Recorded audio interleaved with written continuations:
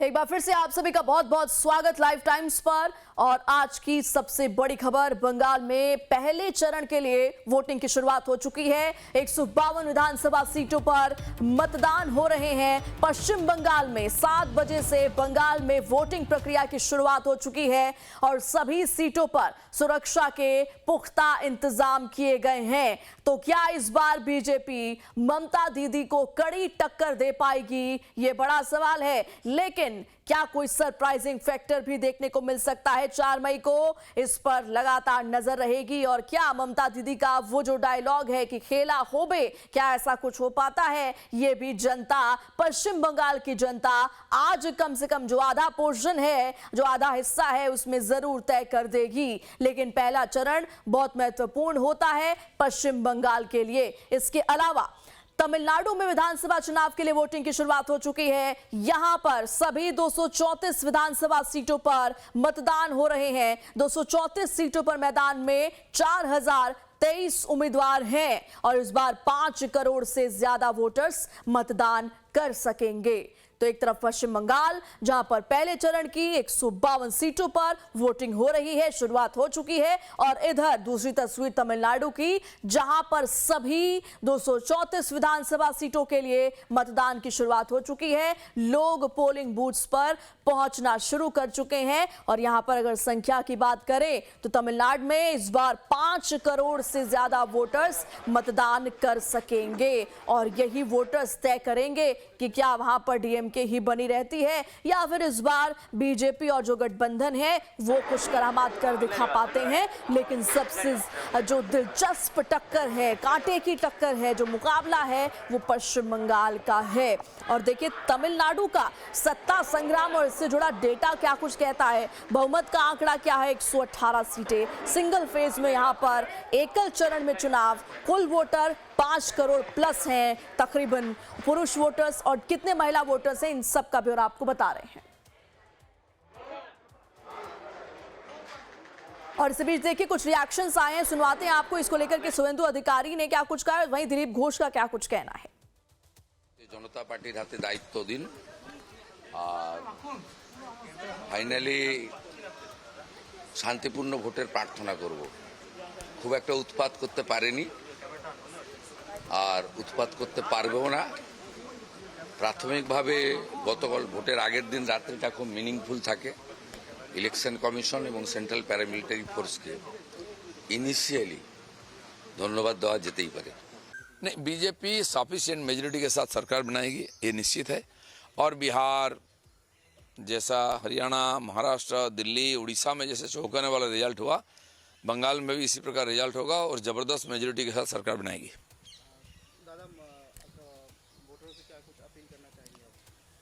नहीं, बंगाल के जो वोटर वो बहुत ही सचेतन है, राजनीतिक सचेतन लोग हैं यहाँ की, हर चीज़ को देखते हैं।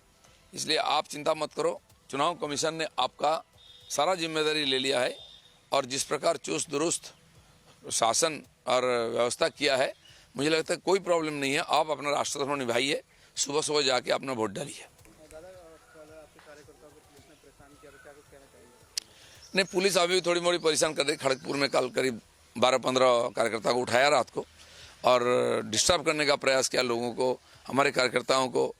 तो हम लोगों ने प्रदर्शन भी किया थाना में, लेकिन इसके बाद भी हमारे कार्यकर्ता सुबह पहुंच गए। अभी सब लोग बूथ में बैठ गए, 6 बज रही है, अभी शुरू हो रही है वोट और मुझे लगता है कि जनता व्यापक संख्या में आके वोटिंग करेगी और परिवर्तन होगा। खड़गपुर हम व्यापक वोट से जीतेंगे।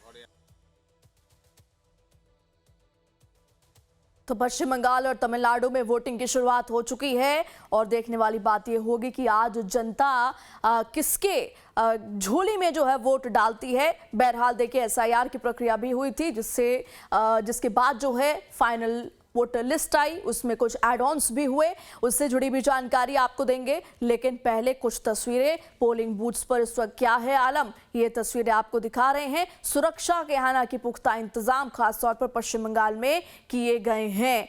तो क्रिमिनल केसेस कितने हैं और क्या पूरा ब्यौरा है, एक एक करके सब आपको हम दिखा रहे हैं। बंगाल में पहले चरण का रण है। कितने जिलों में मतदान? तो लगभग 16 जिलों में मुख्य मुकाबला सबको पता है, टीएमसी वर्सेस बीजेपी, और कुल सीटें 294, जिसमें कि पहले चरण में 152 सीटों पर वोटिंग हो रही है।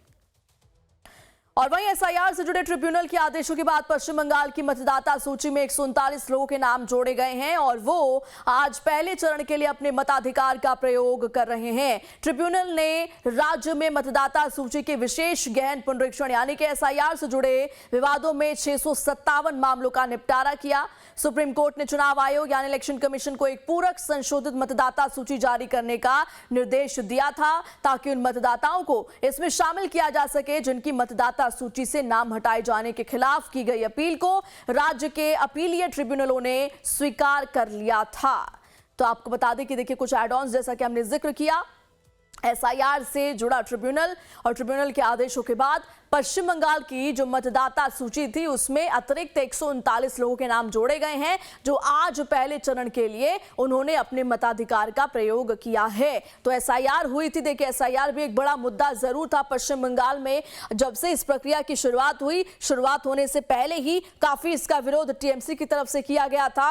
ममता बनर्जी मुखर होकर के इसको अपोज करती हुई दिख रही थी, लेकिन फिर भी प्रक्रिया पूरी हुई और देखिए उसमें जो अतिरिक्त लोगों के नाम ऐड किए गए थे वो उन्होंने भी आज अपने मतदान का उपयोग किया है। ट्रिब्यूनलों ने राज्य में मतदाता सूची के विशेष गहन पुनरीक्षण से जुड़े विवादों में 657 मामलों का निपटारा किया। इलेक्शन कमीशन को एक पूरक संशोधित मतदाता सूची जारी करने का निर्देश दिया था ताकि उन मतदाताओं को इसमें शामिल किया जा सके जिनकी मतदाता सूची से नाम हटाए जाने के खिलाफ की गई अपील को राज्य के अपीलीय ट्रिब्यूनलों ने स्वीकार कर लिया था।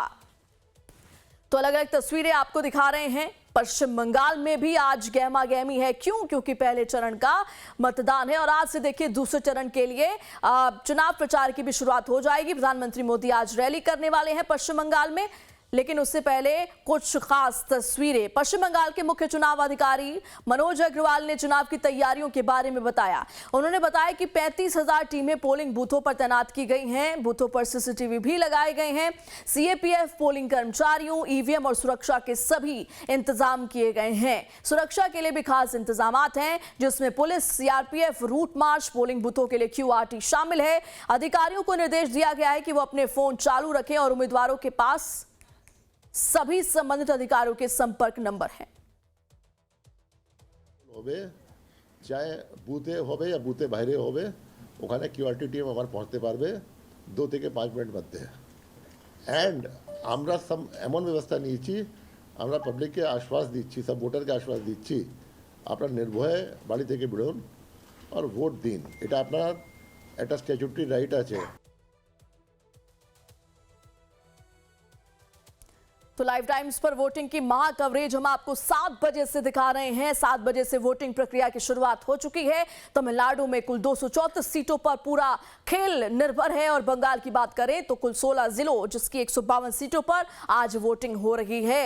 और ऐसे में अब पश्चिम बंगाल में खास तौर पर पोलिंग बूथों पर सुरक्षा के पुख्ता इंतजाम किए गए हैं। ममता दीदी और सामने हैं बीजेपी से शुभेंदु अधिकारी। अब क्या और किसको जनता चुनती है ये बड़ा सवाल है और आज जो है इसी सवाल का कह सकते हैं कि कुछ हिस्सा जो है वो दर्ज हो जाएगा। इस मतदान के रूप में ईवीएम में कैद हो जाएगी कई उम्मीदवारों की किस्मत।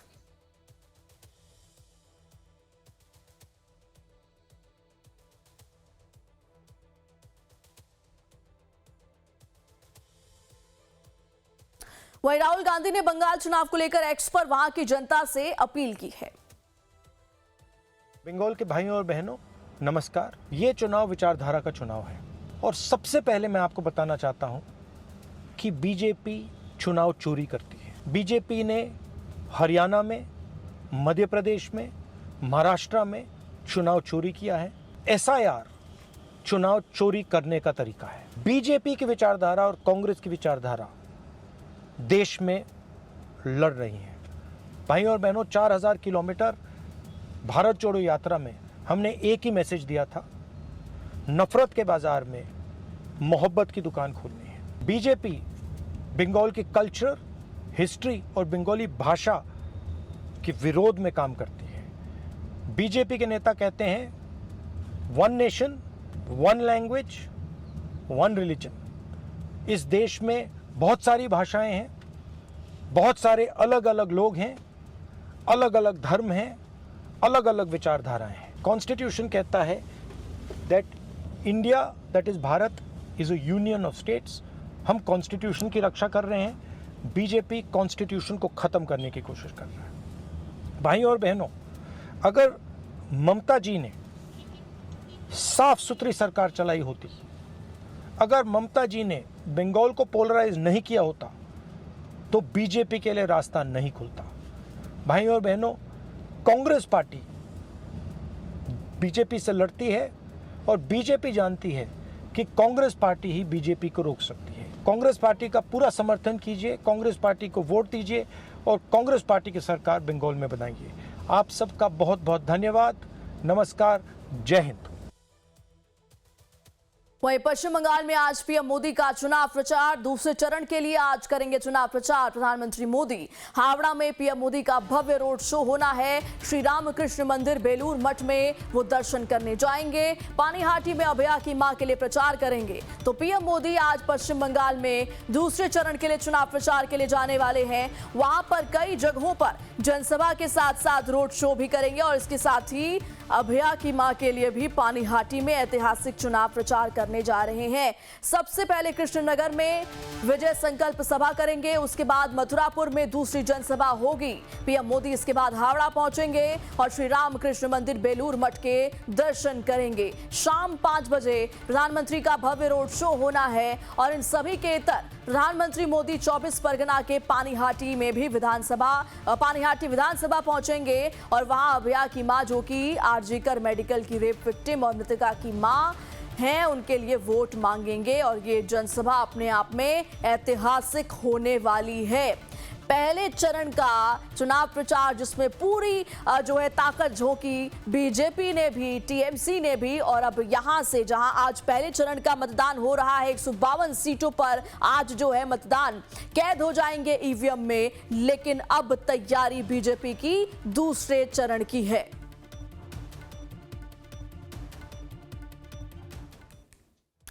प्रधानमंत्री मोदी के अलावा गृह मंत्री अमित शाह भी बंगाल दौरे पर जाने वाले हैं। कई जगहों पर गृह मंत्री अमित शाह की चुनावी रैलियां आज होंगी, जिसमें कि बालागढ़ शामिल है, पुरसुरा शामिल है। मध्यग्राम में भी चुनावी जनसभा को संबोधित करेंगे गृह मंत्री अमित शाह। या फिर कहें कि बंगाल चुनाव के चाणक्य, जो कि डे 1 से पुरजोर तैयारी उन्होंने की हुई है, ताकत झोंक रहे हैं तमाम बीजेपी के स्टार प्रचारक, चाहे सीएम योगी आदित्यनाथ हो, गृह मंत्री अमित शाह हो या फिर खुद सूबे के मुखिया प्रधानमंत्री मोदी। सबने इसमें देखिए जान फूकी है इस बार पश्चिम बंगाल में कैसे जनता को साधा जाए। और आज एक बार फिर से आप इसी तरीके से मंच सजेगा, क्योंकि बंगाल दौरे पर फिर से बीजेपी के चाणक्य जाने वाले हैं। और देखिए सीएम योगी को भी बुलाया गया था और वो क्रेज पश्चिम बंगाल की जनता में उस दिन देखने को मिला था सीएम योगी आदित्यनाथ के लिए। लेकिन क्या ये क्रेज जो है पोलिंग बूथ में, अब पोलिंग बूथों तक पहुंच पाएगा, ईवीएम में कैद हो पाएगा, यह बड़ा सवाल है जिसका जवाब 4 मई को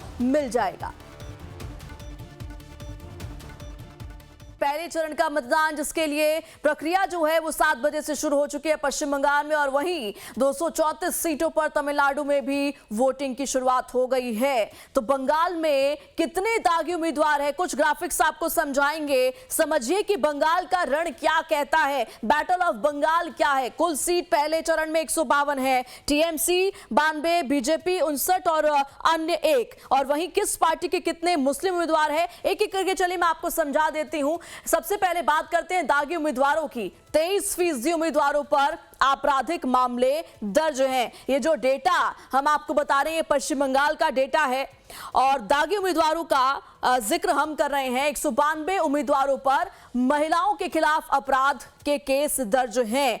तो 192 उम्मीदवार ऐसे हैं जिन पर की महिलाओं के खिलाफ केसेस दर्ज किए गए हैं। 8 उम्मीदवारों पर रेप के आरोप हैं। 35 उम्मीदवार ऐसे हैं जिन पर की बकायदा हत्या के आरोप दर्ज हैं। 412 उम्मीदवारों पर बेहद गंभीर आपराधिक मामले हैं और बड़ी 4 पार्टियों के 481 उम्मीदवारों पर केस दर्ज है। ये डेटा डरावना भी है। बंगाल में अब बात करते हैं धन कुबेर उम्मीदवार कितने ऐसे हैं। करोड़पति क्लब में जो शामिल हैं 630 ये संख्या है। 630 उम्मीदवार करोड़पति हैं। हर 5 में से एक उम्मीदवार इस बार करोड़पति है और टीएमसी के 72% प्रत्याशी करोड़पति है। बीजेपी की बात करें तो बीजेपी के 49% प्रत्याशी करोड़पति हैं। इसमें देखिए टीएमसी का आंकड़ा थोड़ा ज्यादा जरूर हो जाता है। टीएमसी के जाकिर हुसैन के पास 133 करोड़ की कुल चल अचल संपत्ति है। टीएमसी के गौतम मिश्रा के पास 105 करोड़ की संपत्ति है। और अब आते हैं जो नेम फैक्टर्स की हम बात कर रहे हैं, उसमें टॉप पर महिलाओं की। बंगाल चुनाव में महिलाओं का क्या स्थान है? इस बार बंगाल में 385 महिला प्रत्याशी हैं। महिलाओं को टिकट और उसमें प्रतिनिधित्व कितना है महिलाओं का, वो है 13%। यानी कि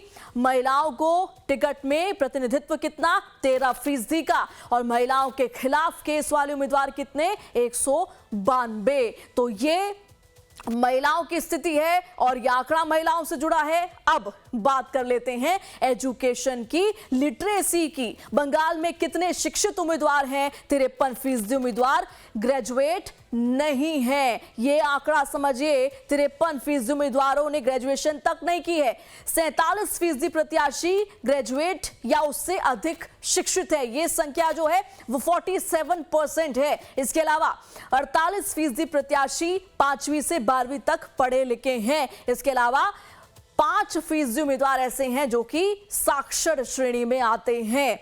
उम्र का गणित भी आपको समझा देते हैं। बंगाल में उम्मीदवार जो कि मैदान में है, उम्र समूह प्रतिशत उम्मीदवारों की संख्या क्या है? 25 से 40 29%, यानी कि 854। 41 से 60 की एज के जो ये स्लैब है, इसके कितने प्रत्याशी हैं? 53%। और संख्या कितनी हो गई? 1500 प्लस। और 61 से 80 की उम्र के बीच में कितने फीसदी हैं? 17% उम्मीदवार हैं जो कि 61 से 80 के एज स्लैब के बीच में आते हैं। 495 इनकी संख्या है। और इस 80 प्लस एज के जो उम्मीदवार हैं वो उनकी संख्या कुल 4 है।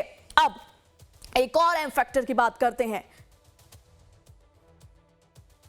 किस पार्टी के कितने मुस्लिम उम्मीदवार हैं, इससे जुड़े डेटा आपको बताएंगे। लेकिन उससे पहले एक बड़ी खबर, बंगाल तमिलनाडु वोटिंग के लिए पीएम मोदी ने अपील की है सभी नागरिक लोकतंत्र के उत्सव में भाग लें। बंगाल के युवा, महिलाएं बड़ी संख्या में मतदान करें। बंगाल की जनता से अपील करते हुए पीएम मोदी ने कहा कि पश्चिम बंगाल विधानसभा चुनावों का पहला चरण आज हो रहा है। मैं सभी नागरिकों से आग्रह करता हूं कि वो लोकतंत्र के इस उत्सव में पूरी शक्ति के साथ भाग लें। मैं विशेष रूप से अपने युवा मित्रों और पश्चिम बंगाल की महिलाओं से अपील करता हूं कि वो बड़ी संख्या में मतदान करें।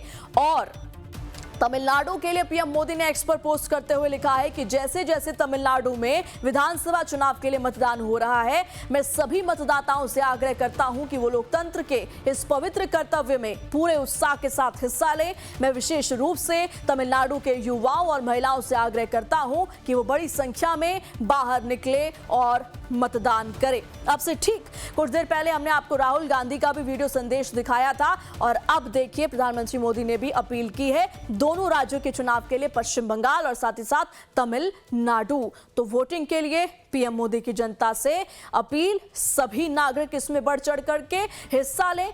बंगाल के युवा, महिलाएं बड़ी संख्या में मतदान करें।